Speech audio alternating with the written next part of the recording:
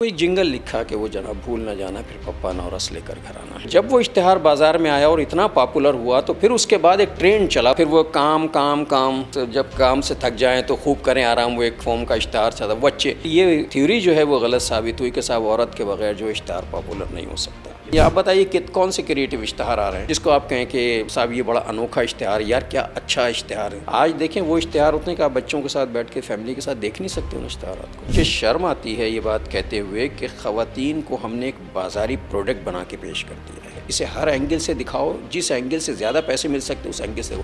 तो आप बताइए आप में और उन लोगों में क्या फ़र्क है जो कारोबार यही करते हैं। क्लाइंट का मसला ये है कि वो एजेंडा सेटर है। मल्टीनेशनल कंपनीज जो हैं वो अपना एक एजेंडे के साथ आती हैं, उनके पीछे से उनके पास एक मैसेज होता है जो उन्हें बहरहाल देना होता है, उसकी उन्हें पेमेंट हो रही होती है पीछे से। ये असल में हमारी सोशल वैल्यूज़ को डैमेज करने का एक बहुत बड़ा इंटरनेशनल मंसूबा है ये। क्योंकि आप देखें कि आपकी पूरी सोसाइटी जो है वो एक मार्केट में तब्दील हो चुकी है। या हम जुमानी जुमले इस्तेमाल करेंगे जिसके दो माने निकलते हों, जहन साजी हो रही है, ब्रेन वॉशिंग की जा रही है, लोगों को एक ख़ास तरीके से सोचने पर आमादा किया जा रहा है। आपकी असल हीरो जो है वो आपकी प्रोडक्ट है, मॉडल नहीं है। मॉडल तो आपके प्रोडक्ट को इंट्रोड्यूस कराने के लिए। तो आप देखें जितने इश्तिहार तायुशात ज़िंदगी के हैं उसमें से बेशुमार चीज़ें ऐसी हैं जिसे आप अपनी ज़िंदगी से निकाल दें तो आप ज़िंदा रहेंगे, कोई फ़र्क नहीं पड़ेगा। वो असल में एक ट्रेंड सेटर इश्तिहार था। नौरस के जो मालिकान थे वो चाहते थे कि ख़वातीन को अवॉइड किया जाए। कंपटीटर जो थे वो दूसरे रूह अफ़ज़ा थे। अच्छा, एडवर्टाइजिंग में आज तो खैर ये तय हो गया है कि अगर बिलेट का इश्तिहार भी होगा या मोटरसाइकिल का भी तो खातून का होना ज़रूरी है। और मैं चूँकि एडवर्टाइजिंग साइकोलॉजी पढ़ाता रहा तो उसमें वो सेगमेंट फ्राइड का जो थ्योरी है कि साहब वो अपोजिट सेक्स जो है वो ज़्यादा अट्रैक्ट करती है। मैं जब पढ़ता था तब भी इससे मुत्तफ़िक़ नहीं था और जब पढ़ाता था तब भी इससे मुत्तफ़िक़ नहीं पढ़ाता था, लेकिन कहता था कि ये गलत है थ्योरी।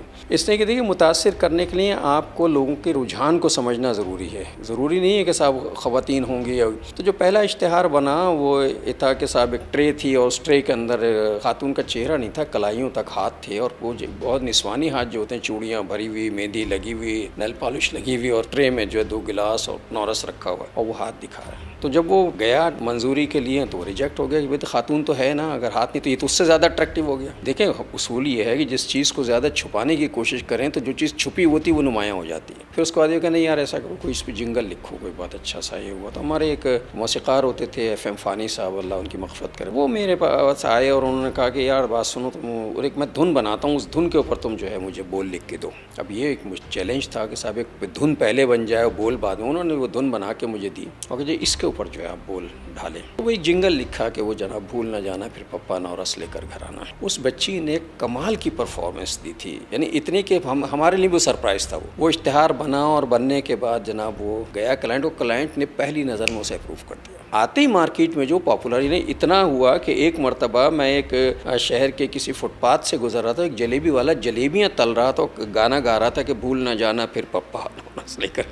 इतना पॉपुलर हुआ। जब वो इश्तिहार बाजार में आया और इतना पॉपुलर हुआ तो फिर उसके बाद एक ट्रेंड चला बच्चों को इस्तेमाल करने का। फिर वो काम काम काम, तो जब काम से थक जाएं तो खूब करें आराम, वो एक फॉर्म का इश्तिहार चला बच्चे। उसके बाद लोगों ने धड़ाधड़ बच्चे इस्तेमाल करना शुरू किया, वो पॉपुलर होगा। ये थ्योरी जो है वो गलत साबित हुई कि साहब औरत के बगैर जो इश्तिहार पॉपुलर नहीं हो सकता। अब क्लाइंट का मसला ये है कि वो एजेंडा सेटर है, उसका अपना एक एजेंडा है कि उसे क्या कहलवाना है। और अब हमारे यहाँ एक ट्रेंड ये भी आ गया है कि मुख्तलिफ मौक़ों पर बड़े बड़े मल्टीनेशनल कंपनीज जो हैं वो अपना एक एजेंडे के साथ आती हैं, उनके पीछे से उनके पास एक मैसेज होता है जो उन्हें बहरहाल देना होता है, उसकी उन्हें पेमेंट हो रही होती है पीछे से। ये असल में हमारी सोशल वैल्यूज़ को डैमेज करने का एक बहुत बड़ा इंटरनेशनल मंसूबा है ये। क्लाइंट तो उसमें दरमियान का डाकिया है, उसे हमें पैसे देने, उसे पैसे कहीं और से मिल रहे हैं, उसकी ब्रीफिंग कहीं और से हो रही है, उसे करना कुछ और है। क्योंकि आप देखें कि आपकी पूरी सोसाइटी जो है वो एक मार्केट में तब्दील हो चुकी है। हम सनती लोग नहीं रहे हैं, सनत व तिजारत ज़राअत इस सब से हमारा वास्ता ख़त्म है। हम जो है एक मार्केट है और गैरों की मार्केट है, यानी गैर अपनी प्रोडक्ट लाते हैं, यहाँ बेचते हैं, हमसे पैसा कमाते हैं और चले जाते हैं। बिजनेसमैन का काम ये होता है, उसका सिर्फ एक उसूल होता है, प्रॉफिट मैक्सिमाइज कैसे करना चाहते हैं, किस तरह करेंगे, उसमें आपकी वैल्यूज डैमेज होती हो जाएं, उसमें आपकी अखलाकियात जाती जाएँ, उसमें आपका मज़हब डैमेज। किसी ज़माने में ये होता था कि सेंसर होते थे इश्तिहार, एजेंसी सेंसर करती थी, क्लाइंट सेंसर करता था, फिर वैसे भी इश्तिहार कोई अगर 19-20 कोई इश्तिहार चला था क़यामत आ जाती थी मीडिया पर कि साहब ये क्या हो रहा है। आज देखें वो इश्तिहार होते हैं कि आप बच्चों के साथ बैठ के फैमिली के साथ देख नहीं सकते उन इश्तिहारात को। मुझे शर्म आती है ये बात कहते हुए कि ख़वातीन को हमने एक बाज़ारी प्रोडक्ट बना के पेश कर दिया है। ये बाज़ारी चीज़ है, इसे दिखाओ, इसे हर एंगल से दिखाओ, जिस एंगल से ज़्यादा पैसे मिल सकते उस एंगल से। तो आप बताइए आप में और उन लोगों में क्या फ़र्क है जो कारोबार यही करते हैं। अगर मजहबी एतबार से भी देखें तो क्या ये कमाई जायज़ और हलाल होगी। आप देखें आज प्रोडक्ट में जो मुबालगा आ रही होती है, आप जो प्रोडक्ट आपको दिखा रहे होते हैं, जैसी दिखा रहे होते हैं, जैसी बता रहे होते हैं, जब आप घर लाते हैं वो नहीं होती है। आप बताइए कि कौन से क्रिएटिव इश्तिहार आ रहे हैं जिसको आप कहें कि साहब ये बड़ा अनोखा इश्तिहार, यार क्या अच्छा इश्तिहार है। मुझे याद है कि एक गैर मुल्की चैनल से एक इश्तिहार चलता था जिससे मैं बड़ा इंप्रेस हुआ था, और इश्तिहार सिर्फ इतना सा था, उसमें कुछ भी नहीं, कोई कॉपी नहीं, सिंगल वर्ड भी नहीं। उसमें सिर्फ एक आदमी तबला बजा रहा है, एक बच्चा आ रहा है ऐसे दांत बजा रहा है, वो तबला जोर से बजाता है, बच्चा दांत जोर से बजाता है, वो और जोर से तबला और जोर से दांत बजाता है उंगलियों से, वो तबला जोर से बजाता, तबला फट जाता है, ये दांत जोर से बजाता है, फलां टूथपेस्ट इस्तेमाल करता हूँ, ये नहीं टूटेंगे।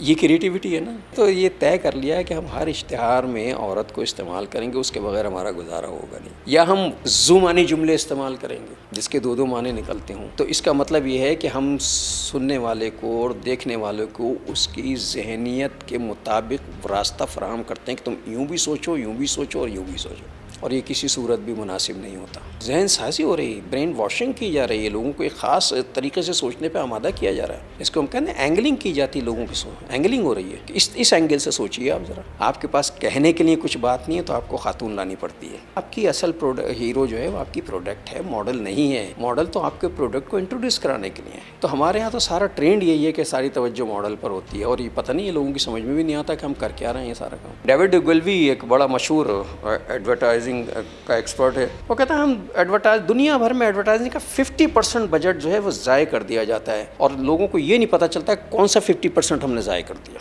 वो इस तरह ज़ाय होता है, आपको पता ही नहीं होता कि आपका हुआ क्या। यानी आपकी प्रोडक्ट जो है वो 25% देखी गई और रिकग्नाइज़ की गई, और आपका मॉडल जो है 75% देखा गया और रिकग्नाइज़ किया गया। तो 25% और 75% में आपने क्या कमाया? आपने कमाया, आपने फ़ायदा तो उस मॉडल को पहुंचा। उसका नतीजा क्या होता है? मॉडल का रेट बढ़ जाता है। आपकी प्रोडक्ट बिके ना बिके, मॉडल का रेट बढ़ जाता है। ऐसा स्लोगन मैंने दिया था, एक मशहूर कंपनी है की घड़ी है, हर वक्त बर वक्त सिटीज़न।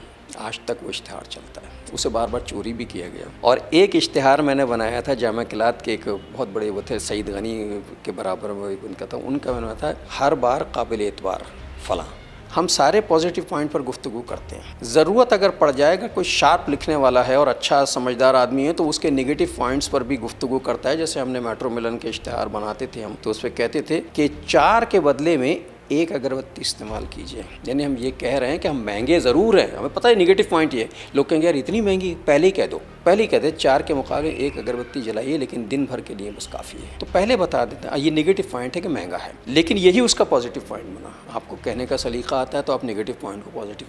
प्रोडक्ट क्या है, प्रोडक्ट की खूबियाँ क्या हैं, उसकी खामियाँ क्या हैं, खामियों का नुकसान क्या क्लाइंट को पहुँचेगा, खूबियों का नुकसान। हमें प्रोडक्ट को अपने इस तरह तैयार करके पेश करना होता है। ये नहीं होता कि लोग क्या चाहते हैं, बुनियादी चीज़ों के इश्तिहार थोड़ी होते हैं आपके, यानी बुनियादी ज़रूरियात जो हैं आपकी बड़ी लिमिटेड होती हैं। तायुशात ज़िंदगी आपकी जो है अनलिमिटेड होती हैं, और ये इश्तिहारात ज़्यादातर तायुशात ज़िंदगी के होते हैं। तो हमें तायुशात ज़िंदगी को बेसिक नीड से करीब लाना पड़ता है। जब तक हम क्लाइंट की, असल में क्लाइंट के अंदर जो ख्वाहिशें हैं ना, दबी हुई ख्वाहिशें सबके अंदर होती हैं, उनको कुरेद कर हमें, यानी ख्वाहिश को कुरेद कर या सानवी ज़रूरत को कुरेद कर बुनियादी ज़रूरत बनाना होता है। डिज़ायर क्रिएटर होते हैं, और उस ख्वाहिश को हम इतना मोटिवेट करते हैं, इतना उसे मोटिवेट करते हैं कि उसकी ज़रूरत बने, वो कहता है अब मैं इसके बगैर नहीं रह सकता। हमने एक ज़रूरत क्रिएट कर दी। तो आप देखें जितने इश्तिहार तायुशात ज़िंदगी के, उसमें से बेशुमार चीज़ें ऐसी हैं जिसे आप अपनी ज़िंदगी से निकाल दें तो आप ज़िंदा रहेंगे, कोई फ़र्क नहीं पड़ेगा,